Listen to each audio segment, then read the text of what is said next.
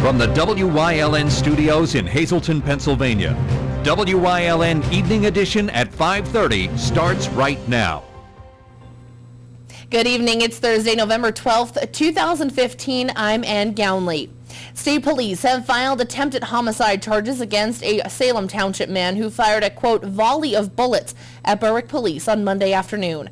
According to police, 35-year-old James Calderon was holding a rifle when police responded to a car crash around 2:30 p.m. behind Eagle Investment Properties in the Berwick Industrial Development Authority. Calderon was ordered to drop his weapon by police, but he screamed at police, telling them that they would have to kill him. Calderon allegedly then fired at 3 officers. One of the officers, who has not been named, was hit by shrapnel in the head but remained on scene and was treated by EMS.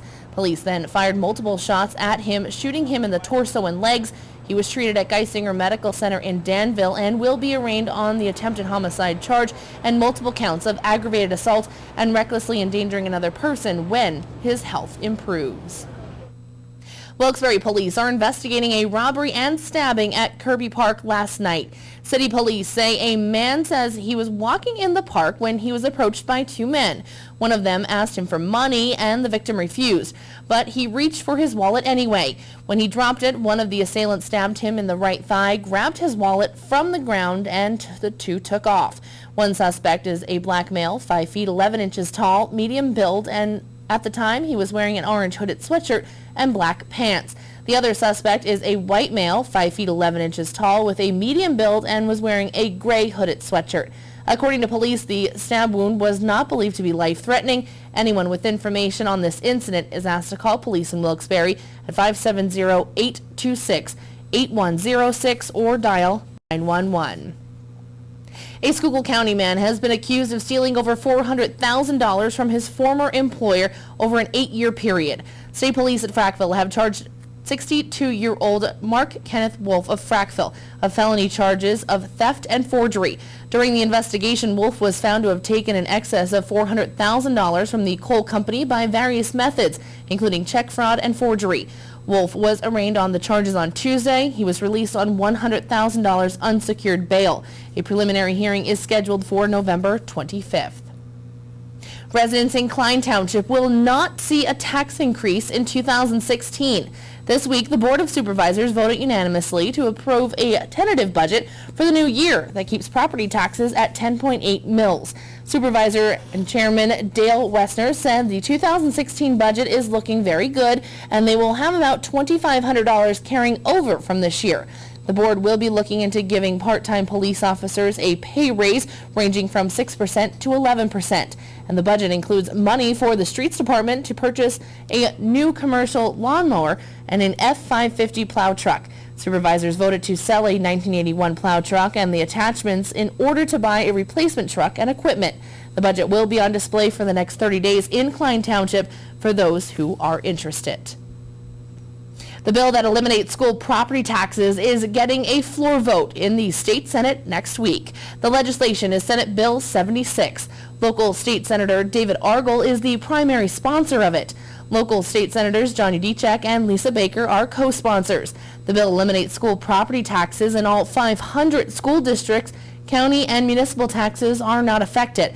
It makes up the roughly $12.6 billion in lost revenue by raising the state sales tax to 7%, broadening the list of products and services which would be taxable, and by raising the personal income tax from 3.07% to 4.34%. The bill has generated rabid support from taxpayer organizations and vehement opposition from teachers' unions and the Pennsylvania School Boards Association. There have been 2 financial analyses of the bill. The Legislative Budget and Finance Committees say the bill is revenue neutral, but the Independent Fiscal Office says it comes up short within 5 years. However, that analysis assumes there would be local tax increase at least once during those 5 years. The date of the vote has not yet been set. It was tried, then a few years ago judged to be a bad idea, but now Central Court is back. Luzerne County President Judge Richard Hughes says he's reactivating Central Court for criminal cases, but there will be 2 Central Courts this time, one in the courthouse, the other at one of the district courts in Hazleton. It hasn't been decided which one yet. Hughes says Central Court will allow for cases to be processed faster and more efficiently. He also says it will save money. It's set to begin in March. The former Central Court opened in the Thomas Building in Wilkes-Barre in 2006. There were soon complaints about the cost of transporting defendants and long wait times for cases to be heard. Former President Bill Clinton will be in the region next month campaigning and fundraising. He'll be in Scranton on the fundraising stop for his wife, Secretary of State Hillary Clinton. Details as to where the exact date are still being worked out. He evidently won't be here long, as he's also scheduled to be in Bethlehem and Pittsburgh that same day. Hillary Clinton was in Scranton in July and raised about $184,000. An Oryxburg lawyer who admitted forging the name of a judge on a fake court order has been disbarred by the disciplinary board of the state Supreme Court. 63-year-old Stephen Elwood was also placed on 2 years probation and ordered to perform 75 hours of community service. Elwood pleaded guilty in September to signing the name of Northumberland County Judge Charles Saylor on what appeared to be an order settling a civil case, awarding his client $250,000 in damages and himself $25,000. Elwood had already resigned from the bar. And in other news today, 2 Philadelphia police officers who were caught napping on Twitter over the weekend. Since then, the image has gone viral. The police department has been under pressure to take some kind of action.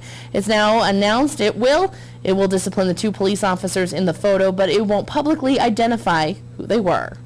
Well, it's time now for a first look at our forecast. Even though we had rain showers today, there seems to be a break in our forecast, and I hope I'm right. Chief Meteorologist Joe Garbachik's in the Weather Center with the details. Joe, what kind of weather can we expect for the end of our work week? Well, we definitely got some chillier air to talk about, especially as we head into this upcoming weekend. Still got some lingering showers throughout the state of Pennsylvania. You can see them on radar as they make their way from west toward the east. So it's still not totally done with the precipitation just yet. You can clearly see it on radar. But as we progress through tomorrow, things looking a little bit better in terms of drying things out. But again, it's going to get much chillier. In fact, look at some of the chillier air in parts of the U.S. of A. 23 was the low temperature in Great Falls, 21 in Denver, Colorado. So there's some cold air out there, and before all is said and done, we're going to be dealing with some very chilly temperatures. But right now, temperature-wise, actually ain't too bad. 50 in New Angola, 55 in Berwick, and 55 degrees in Bloomsburg. Your 7-day forecast coming up in just a few moments. Ann? Thanks, Joe. Hazleton-elect Mayor Jeff Cassett will be the first television interview for him here at WYLN. On Topic A, hear what he has to say. Plus, we will also preview a West Hazleton Veterans Day event. That and much more, including sports, coming up here on WYLN. Stay tuned. You're watching WYLN News with Ann Gownley, Gary Perna, Julie Stefanovich, Paula Degnan, Chief Videographer Mike Lula, weather with meteorologist Joe Garbachik, sports with Eric DeBerardinis and Gabriella Justin. Family owned and operated, the experienced professionals at Lehigh Tire have served the residents of the greater Hazleton area for over 55 years. From our full line of passenger, light truck, and commercial tires to our automotive services, including tune-ups, inspections, oil changes, and alignments. Every time I've ever done business here, they've been very polite, straightforward, and the job gets done quickly and right. Find the right tire for the right price today at Lehigh Tire. Hey Tom, we're at the second location of Grand Central. We're here at the Laurel Mall. That's right, Bill. A lot of people, when they think of Grand Central, what do they think of, Bill? Furniture, appliances. But we have so much more to offer. We have a nice lineup of furniture and mattresses, and we came out here as an opportunity to showcase those items. We have naturally great selection of living room, family room furniture. We have mattresses, box springs. We have a large selection, and we have a very, very big selection at our store in downtown Hazleton.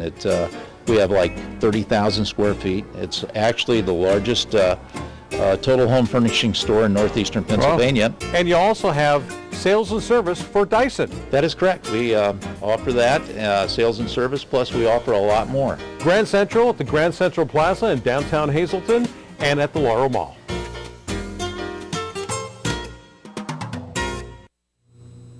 In his first sit-down television interview since being elected mayor of Hazleton, Jeff Cassat talked with our Gary Perna for this week's Topic A to discuss the future of Hazleton.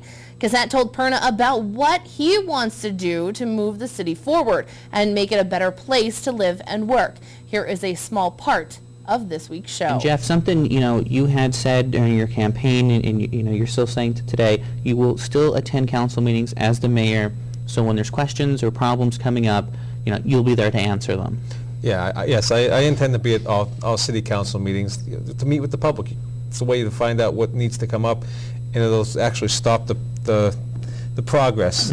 Start it going instead of table and stuff. If you're there, you can answer some of the questions right away and get that out of the way instead of waiting 2 weeks for the next meeting. I know that was some of the big concerns throughout the last 2 years or so. Everything seemed to be tabled, and we would table it 3 or 4 times at meetings, and hopefully now having some communications with department heads and the mayor there, it may move the process along a little better for you guys. It does. I mean, tabling is a good tool to have if it's used properly.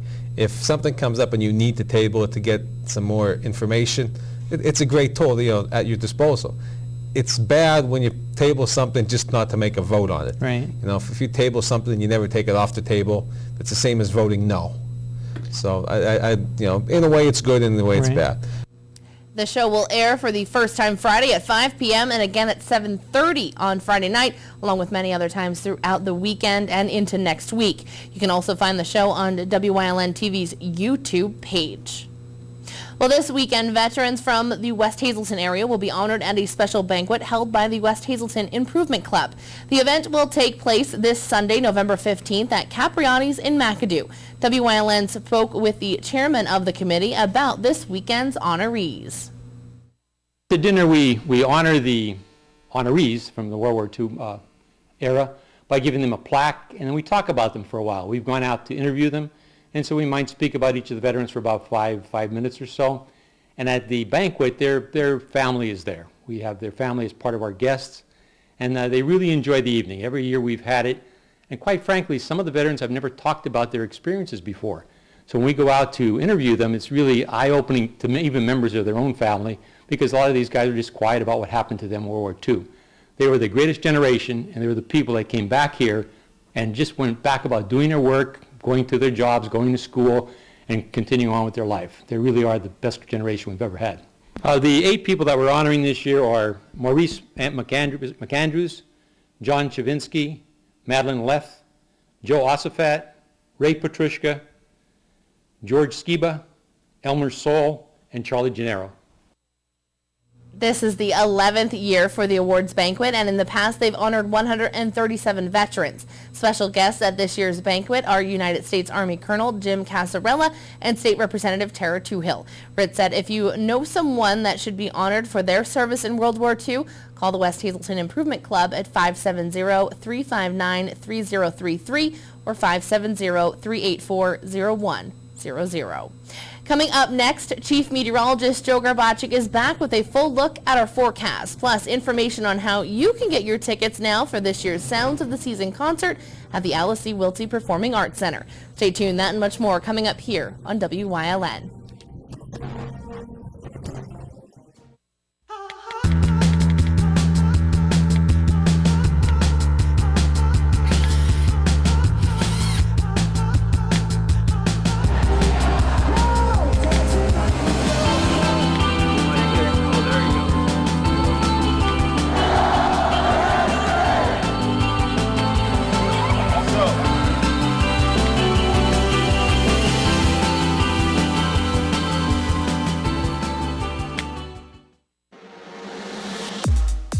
Your body was made to move, fluidly and with ease. If the need for joint replacement surgery has stopped you in your tracks, it's time for a plan that can put you back in motion faster. The area's most experienced surgeons, the region's only nationally ranked program. That's orthopedics in action at Lehigh Valley Health Network. There is something new to look for at your local SureSave supermarket. And quite frankly, when it comes to quality and price for your food, it's the best yet. The best yet means hundreds of items packaged at the peak of perfection and priced for the family budget. Look for the best yet label at your locally owned SureSave supermarket.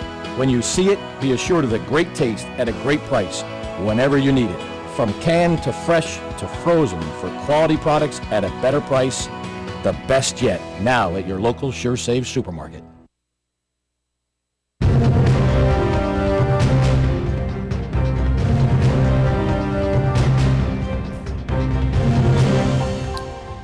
Well, of course, we had some of the rain moving through, some showers on and off. Still got a little bit of some rain left over on radar, and I tell you what, it's very windy outside, and temperature's chilly. Even though it may be in the 50s, it does feel a little bit cooler than what the actual air temperature indicates. Onto the graphic for today, and well, we had the showers coming through on and off, as well as a frontal boundary just out toward the west, and as that makes its way toward the east, that's going to bring in some much chillier air to end our work weekend as we head into this upcoming weekend. In fact, it is going to be just downright chilly across our area as we go into our Saturday and as we go into our...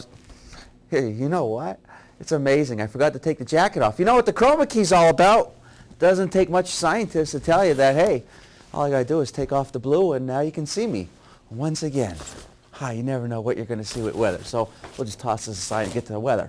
All right, so that's what's going on. We got the showers moving through today, and there you can still see them on radar. Live 35 Skycast Doppler. Still got some lingering moisture to deal with across our area. Anna's just shaking her head. I can just see her. 50 degrees are live Lehigh tire conditions outside our TV station in Hazleton, and we've picked up now 17/100ths of an inch of precipitation since the midnight hour. 50 degrees in Mount Pocono, 55 Wilkes-Barre-Scranton International Airport, 56 in Williamsport, 57 in Selinsgrove, and 54 in State College. Temperatures remaining in the 50s in the Wyoming Valley area, but even though they're in the 50s, it's still kind of damp out there. There's still some showers, and of course with the wind, it's making it feel a little bit chillier than what the actual air temperature indicates. So for tomorrow, maybe a stray shower or sprinkle. That pretty much is about it. But tell you what, it's going to be just very chilly as we head into the weekend. But indications are it's going to warm up as we go into next week. So that's something we all think we can look forward to because we'll be dealing with that in the 7-day forecast. But look at these numbers. In the 30s we'll be waking up to early on Saturday morning. And again, it's going to be windy out there across our area for tomorrow. And take a look at what it's going to feel like as we go into our Saturday. At times, it's going to feel like temperatures generally are only maybe in the 20s. Yeah, you know, it's not winter yet, but kind of giving us a taste of what we may be expecting. But again, we got some milder air to talk about. 42, maybe a shower or sprinkle for tomorrow. Only in the 40s for the weekend. Up into the 50s for Monday and Tuesday. And in mid to upper 50s, it gets milder as we go into the middle part and any part of next week. Our daytime Pennsylvania lottery numbers. The pick 223, the pick 3 103, and the pick 4 1354. The pick 5 numbers 50494, and the treasure hunt numbers 4567 and 18. Stick around, we'll have a lot more for you coming up after this break. If you haven't found the perfect fishing getaway, you haven't been to Captain's Cove.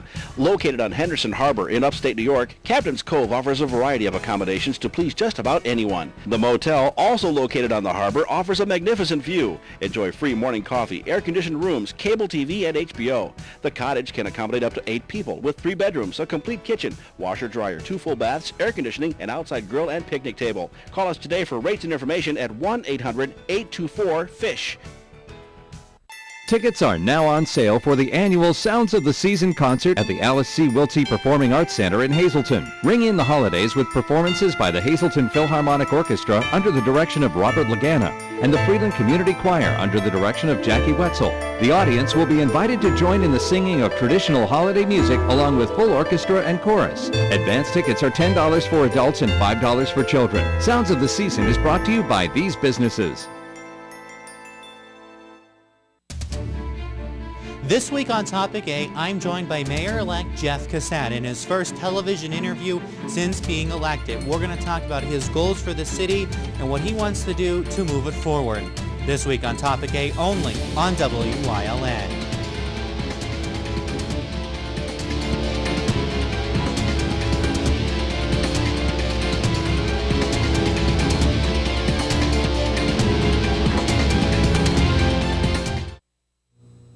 The 12th annual Sounds of the Season concert will be held Saturday, December 5th at 7 p.m. at the Alice C. Wiltsey Performing Arts Center.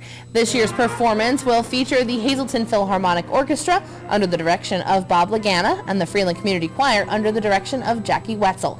Tickets are now on sale for Sounds of the Season's Ring in Holiday. Tickets are $12 for adults and $5 for children under 10. If you are interested in tickets, you may purchase them through an orchestra or choral member, and tickets will be available at the door the night of the performance. As always, Sounds of the Season is produced in cooperation with the Alice C. Wiltsey Center, WYLN TV 35, the Demelfi School of Music, Hazleton Standard Speaker, the Hazleton Chamber of Commerce, and Service Electric Cable Vision. And of course, WYLN TV will tape the entire show and broadcast it during the entire month of December. Coming up next, Eric DeBardinas is in with sports here on WYLN. Plus, Chief Meteorologist Joe Garbacik will have one final look at our forecast. Stay tuned.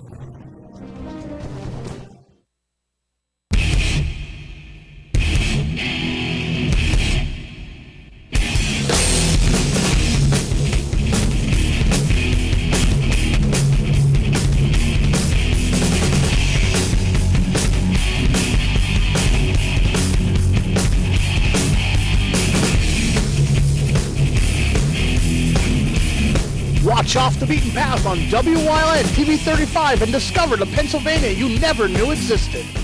WYLN is proud to announce a huge technical upgrade to our channels that will bring a better digital picture and expanded coverage area to viewers all over northeastern and central Pennsylvania. In addition to Channel 35.1 in Hazleton, you can watch a crystal clear picture in Berwick and Columbia County on Channel 47.1 and in East Stroudsburg on Channel 24.1. And we're proud to announce Pennsylvania's newest TV station, Channel 9.1 in Williamsport, serving Lycoming, Montour, Northumberland, and Union counties. Now more than ever, WYLN is your local network.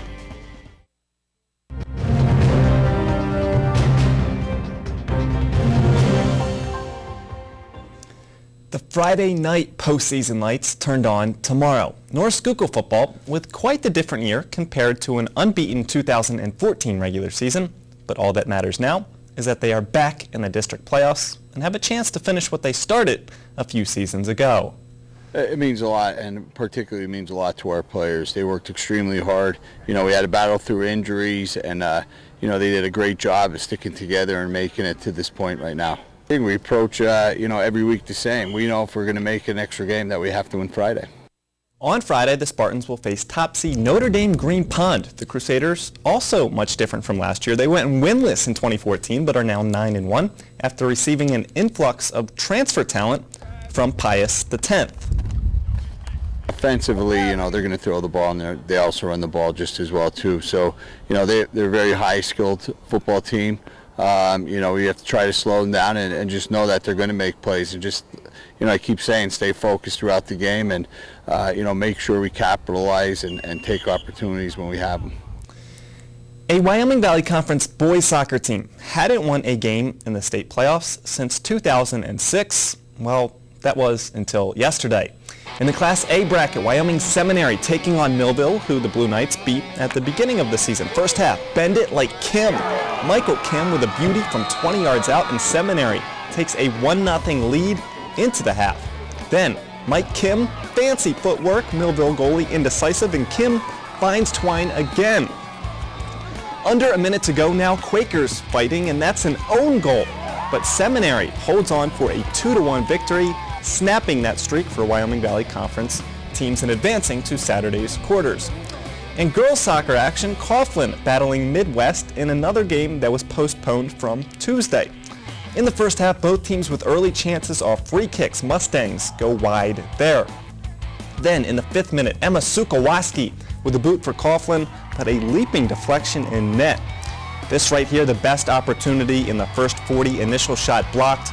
Chloe Wagner follows up, but it's the crossbar with a save that time. Eventually, Wagner and Midwest Duke connect. She scores in the 45th minute, and the Mustangs hold on for the 1-0 victory, advancing to the quarters to take on Villa Joseph Marie. A great year for the Crusaders comes to an end. So local teams moving on to Saturday's quarterfinals include Crestwood and Coughlin Field Hockey, Marion and Holy Redeemer Girls Volleyball, and Seminary Boys Soccer. Stay tuned. Coming up, Joe Garbacik is in with a final look at the forecast.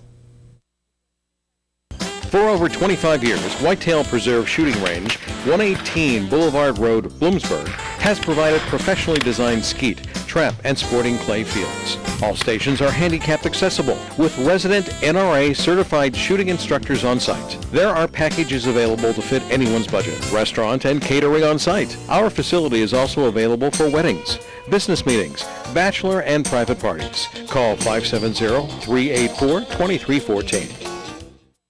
WYLN TV 35 has strong ties to the community, as evident in its commitment to important causes like the American Cancer Society and Helping Hand Society telethons. WYLN's commitment to northeastern Pennsylvania continues with a broadcast of Hazelton's Funfest Parade and both the Christmas and St. Patrick's Day parades in Wilkes-Barre. In the summer, we broadcast the Weatherly and Giants of Spare Hill flag, and throughout the year, we provide important community services through the broadcast of town meetings, school board meetings, election night coverage, and other events. WYLN, we're your local network.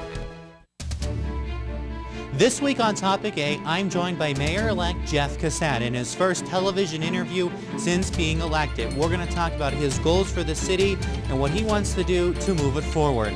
This week on Topic A, only on WYLN.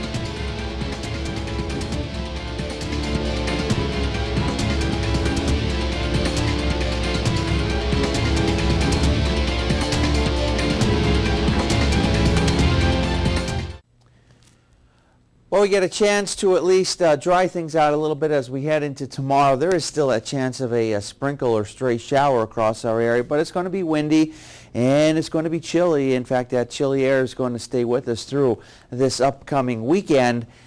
But the good news is we're going to be dealing with some milder temperatures as we progress through next week. By the middle part and ending part of next week, it looks like temperatures will get a little bit warmer, something we can look forward to. But in the meantime, this chilly air is starting to infiltrate our area, and we're going to be noticing the difference as we go into tomorrow and this upcoming weekend, Saturday and Sunday. In fact, when you combine the actual temperatures with some of the winds that will be out there, at times it's only going to be feeling Saturday like temperatures are only in the 20s. So bundle up, turn up the heat, if you will, and maybe get out that heavier jacket as we head into this upcoming weekend, because you're going to need it. It's going to be kind of cold out there across our area, but like I said, we're going to be dealing with some milder weather by the middle part and ending part of next week. So tomorrow may have to deal with just a stray shower at best or sprinkle. Many areas may not see anything in the 40s. It's still going to be windy, chilly for the weekend, only in the 40s. Like I said, daytime lows, nighttime lows, and daytime highs. You can see them for yourself, and at times it's going to feel like it's only in the 20s. And then we get back up into the 50s as we go into next week. Temperatures could get near 60. In fact, there could be areas that will be in the lower 60s by the ending part of next week. So that's going to be some welcome news. It's going to feel much better as compared to the next couple of days. But hey, it's November. We can expect it. Yeah, how about it? A little late on your Halloween trick. The floating head. I wasn't shaking my head. I was actually hiding me from laughing so you wouldn't see it. That was pretty... We all forget, but that was actually pretty cool. So I know we talked about it at Halloween, but, you know. Well, yeah. What are you going to do? What are you going to do? But the Spartans and all the other teams getting ready, of course, for tomorrow. Tomorrow's big night. Kind of see who's really ready for states and who wants to continue on to win. Yeah, so tomorrow the chance to play in the district championship game if teams win tomorrow, and then we'll see who makes states. Spartans, I'll be at the Marion versus Mahanoy game, a very good game. We'll have those highlights on Late Edition tomorrow night. All right, sounds good. Can't wait to see those matchups compete head-to-head, because I know throughout the season you had a lot of good highlights from all those teams playing, so I can't wait to see who comes out on top. All right, thank you very much, and have a good night, everyone, and the team will see you back here tomorrow night.